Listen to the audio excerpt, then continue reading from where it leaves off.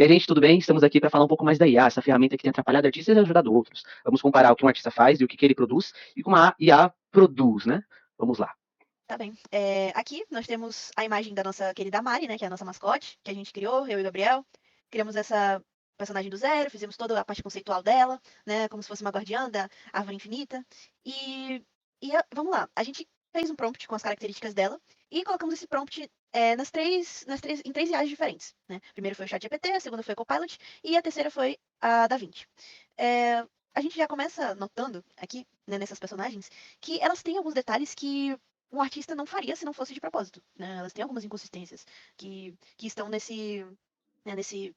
nessa arte, né? Elas têm uns detalhes muito sem sentido, alguns detalhes sem sentido, na verdade, algumas coisas no rosto, nos olhos, que dá pra notar que foi feito por IA, que não foi feito por um artista, né? Ela tem essa característica. Não tem um E estudo por também. trás, né? Não tem e- aquele negócio de a gente pesquisar, a gente colocar uma história nas coisas, né? Porque a Mari, quando a gente criou ela, a gente queria colocar uma história nela, basicamente. Esses galhos representam os grandes galhos da Infinity Tree, sabe? Todo esse olho mágico dela amarelo, mostrar que ela, sabe? Ela é protetora dali, aquela fadinha bonitinha que tá ali pra proteger. As outras podem até aparecer, porém, é sempre o que ela faz. Ela faz imagens bonitas, faz.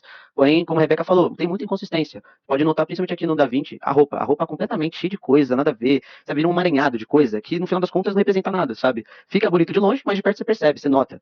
E quando a gente fala de animação, desses trabalhos mais audiovisual, essas imagens de ar não servem pra nada. Serve muito pra o começo, né, Rebeca? A questão das É, referências, não é? exatamente. Ela serve muito como referência, né? Até porque depois eu fiz um teste de pedir pra cada IA fazer tipo, essa mesma personagem, só que flutuando e sorrindo.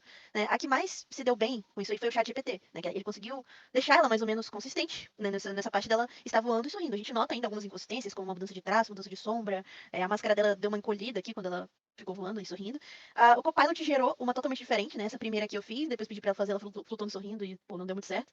E o DaVinci nem tem essa opção, né? O DaVinci, pelo menos na versão não paga, não tem essa opção. A gente está falando que a IA pode ser usada como ferramenta, ferramenta de contribuir para você no começo. Principalmente, se você perceber, digamos, um artista precisa fazer, no caso, essa Mari, né? No caso, nosso exemplo. Só que a gente não tem imagens muito legais de uma elfa mística e por aí vai. A gente joga aqui e olha o tanto de referência que teve legal. E com isso a gente montou sim uma coisa que vale a pena, uma coisa que dê, sabe, mais alegria para ela, dá mais história, mais consistência. Porque na animação a gente tem diversos tipos de casos que a gente tem que alterar muita coisa. Então, assim, a Mari, ela realmente foi pensada, foi sentida, foi lapidada, né? Ela teve um processo de criação, teve várias versões dela antes de ela se tornar a versão final.